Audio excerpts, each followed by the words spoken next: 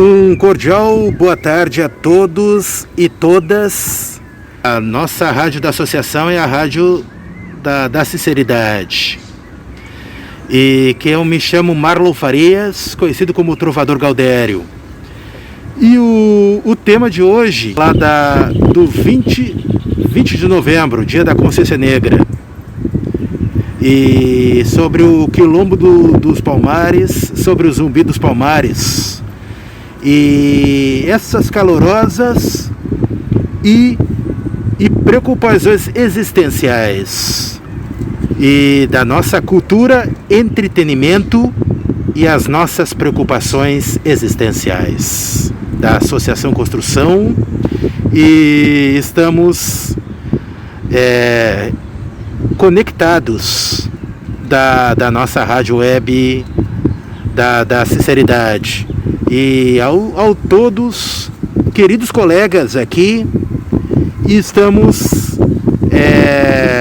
levantamos o tema de hoje. Estamos em novembro, dia da Consciência Negra.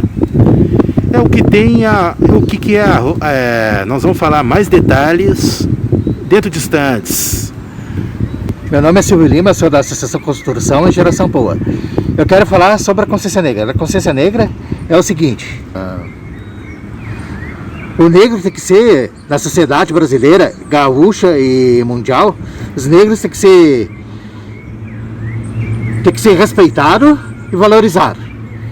Tem que ter valor sobre os negros, porque os negros são seres humanos,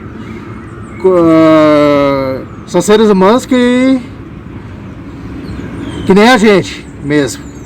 Eles têm que ser muito respeitados e valorizados, é isso. Oi, boa tarde a todos. Aqui quem fala é Rodrigo. E eu gostaria de falar da consciência negra, que os negros não têm que se diminuir da sociedade. Eu acho que cada pessoa pelo que ela é, pelo caráter. Ela tem que ser valorizada pelo que ela é para as pessoas, para a sociedade. Então eu acho que a pessoa tem que seguir lutando, porque o que uma pessoa branca consegue, uma pessoa negra também tem condições de conseguir. Meu pai era negro, mas mesmo assim, ele sendo negro, ele lutou e tudo que ele quis, ele conquistou. Porque as pessoas têm que dar exemplo, sendo brancas ou negras. Não é que aqui não tem separação, é que ela não é tão escancarada que nem nos Estados Unidos. Nos Estados Unidos, alguns estados, até pouco tempo atrás, há uns anos atrás, menos de 100 anos, tinha os ônibus que eram especiais para negros, ou os negros tinham que ficar em pé quando gente branca levantasse, porque os negros não podiam sentar. As escolas eram separadas, escolas brancas para escola e negras, mas isso em alguns estados, assim.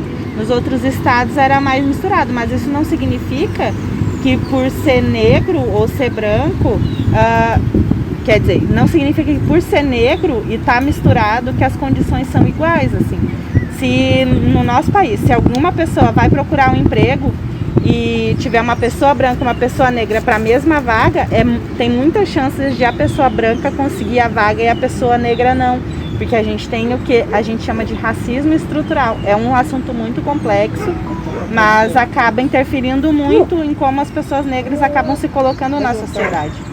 É como se a pessoa negra ela tivesse que lutar 10 vezes mais do que a pessoa branca tem que lutar para conseguir aquela mesma posição. Quantas residentes negras vocês já tiveram? Tem que pensar assim. Eu tenho um monte da família. Não, mas quantos residentes negros na associação já teve? Nenhuma por enquanto. Aí já é uma amostra, assim, ó, que as pessoas brancas conseguem muito fazer a faculdade mais do que as pessoas negras, mesmo tendo cota. É uma coisa que a gente tem que pensar às vezes, que a gente não reflete muito. E sobre, Taiciane, já que tá gravando, perguntando pra ti, e sobre Canoas, que tu falou, quer repetir de novo o que tu falou? Achei interessante. Em alguns bairros tem mais gente negra, é assim, lá em Canoas, no Moinhos de Vento, é o mesmo bairro, tu vai ver mais pessoas brancas e as pessoas negras vão estar em posições de servir, tipo garçom, ou faxineira. E aí nesses 2 bairros mais pobres, assim, que tem uma faixa mais pobre, que é o Guajuviras e o Matias, tu vai ver mais pessoas negras andando na rua. E isso é muito... Esses dias eu parei para prestar atenção, porque a gente foi no mercado lá na Matias e na fila tinha mais gente negra. Agora, quando a gente vai no Zafari, que fica no mercado, no bairro de gente rica, a gente vê muito mais gente branca do que gente negra nas filas. E a gente pode pensar do período da escravidão, né? Quando... 100 anos. Faz pouco tempo, né? 200 anos. Não teve uma política de reparação. Ninguém recebeu terra, recebeu moradia, recebeu, né, uma reparação por esse rapto, né, da sua terra e desse sequestro que as pessoas sofreram. Então, quando finalmente elas deixaram de ser escravizadas, para onde que elas foram? Onde elas iam morar se elas não tinham a renda, né? Porque elas não recebiam salário, elas eram escravizadas. Então elas não tinham uma renda para comprar uma terra. Então elas tinham que ir para territórios desvalorizados, como as favelas geralmente são nos morros, né? Em lugares que ninguém quer morar. Em lugar que tem deslizamento, né? Então por isso que tem às vezes também essa separação geográfica nas cidades assim. Então a população negra fica nos territórios menos valorizados, né, pelo capitalismo, assim. Tem um podcast bem legal, o nome é História Negra. Eu posso trazer a minha caixinha na semana que vem e a gente ouvir. Aí o menino conta Semana que vem vai... sobre isso. Mas aí o menino conta do porquê que as pessoas negras moram no morro e as pessoas brancas moram mais perto da praia, assim, mais na baixada que eles chamam. É bem interessante. Isso lá no Rio de Janeiro. E você? Porque a minha mãe nasceu no centro, que meu pai era negro e nasceu na vila. Olha a diferença, porque que ela teve casa do centro e ele teve casa da vila. Por causa que um era branco, o outro era negro. Isso aí. Pior que é, né, Rodrigo? Pior que é, né, Rodrigo? A discriminação vem de longe, né, Rodrigo? Sim. Às vezes até na família tem. E tanto homens negros Agora tu disse uma coisa séria. e homens e mulheres negras que trabalham e que estudam também. Os que têm mercado de trabalho, os que têm mercado de emprego e os que fazem faculdade. E depende da profissão deles. Mas que ganham dinheiro para poder sustentar a família e pagar as contas, as dívidas que são sagradas. E fora disso, e os negros e mulheres negras que fazem também, não é só homem, que fazem profissões, fazem trabalhos de hábitos, capoeira também, e tocar berimbau, aquele e fazer, e também além da capoeira, escola de samba, de carnaval, e fazer uma roda de pagode, de samba, e as coisas da cultura negra. E pode ser... Por que o bicho pega? Conta aí. É que o concreto, o comentário, bom, não vamos ficar brancos. Aí eles disseram assim, até na família tem. Na minha família aconteceu isso. O que aconteceu? Esse negócio de racismo.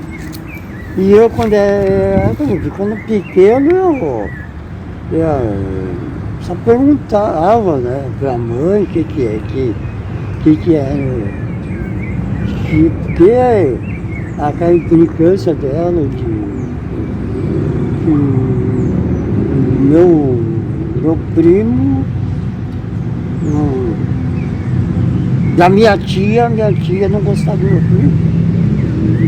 Me perguntava pra mãe.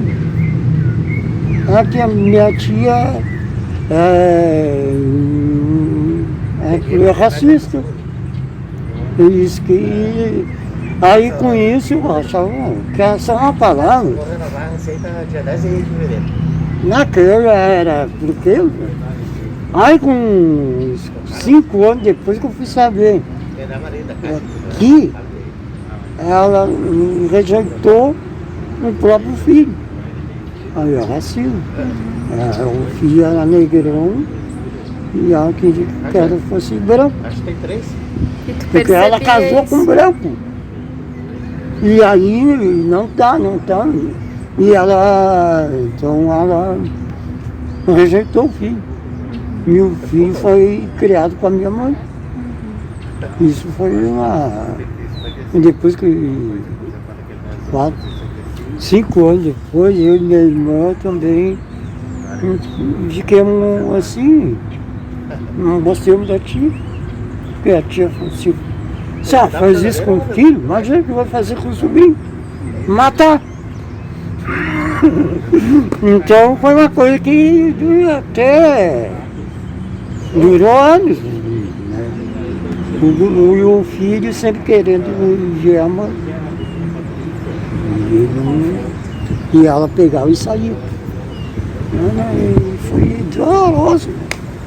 Mas é uma coisa que isso aí, a pessoa tem que se arrepender, mas não contar depois com 80 anos. Tem que ser como antes, né? 30, 40. E agora, com 80, ela está chorando as mágoas. E agora eu até também. Tu tá dizendo que dá pra mudar de passou, ideia, mas né? o cara não... Pra ele não faz falta agora. Claro. Porque ele tá com 70 anos, porque não vai fazer falta. Não, é isso aí. Eu acho que tem, como eu estou falando, tem várias crianças que crescem com esse trauma, né? E aí De é ser uma coisa que não rejeitado devia. pela cor. A pessoa mesmo tem que ter consciência na cabeça. É isso. Eu gostaria de falar, pessoal, num racismo que eu sofri quando eu era criança. Pelo meu pai ser negro, eu sofri racismo por isso. E todo mundo da família da minha mãe era muito racista e me faziam chorar dizendo que eu era negro. E eu era muito preocupado com isso, eu falava que era moreno. Mas agora eu não me importo mais. Eu acho que agora o que vale é o coração, o caráter. Então eu não me preocupo, se quiser falar que eu sou negro, eu vou falar com orgulho. Não vou ter mais problema com isso. O negro tem que ser valorizado pelo seu caráter, não pela cor da pele, que nem o Rodrigo falou. O Manuel Soares é um grande apresentador negro que surgiu na periferia de Porto Alegre. Começou a ficar famoso em Porto Alegre e no Rio Grande do Sul inteiro. Daí agora está tendo uma oportunidade na Rede Globo ao apresentar o programa É de Casa, no lugar do André Marques, é isso.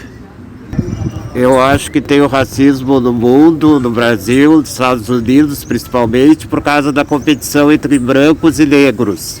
Eu acho que os brancos principalmente acham que são donos da verdade, acham que são melhores que os outros. E não é bem assim. Todos são filhos de Deus e todos têm os mesmos direitos e os mesmos sonhos, só precisa lutar pelos objetivos. E pode-se trabalhar em qualquer profissão, em qualquer área, basta querer sonhar e lutar pelos sonhos.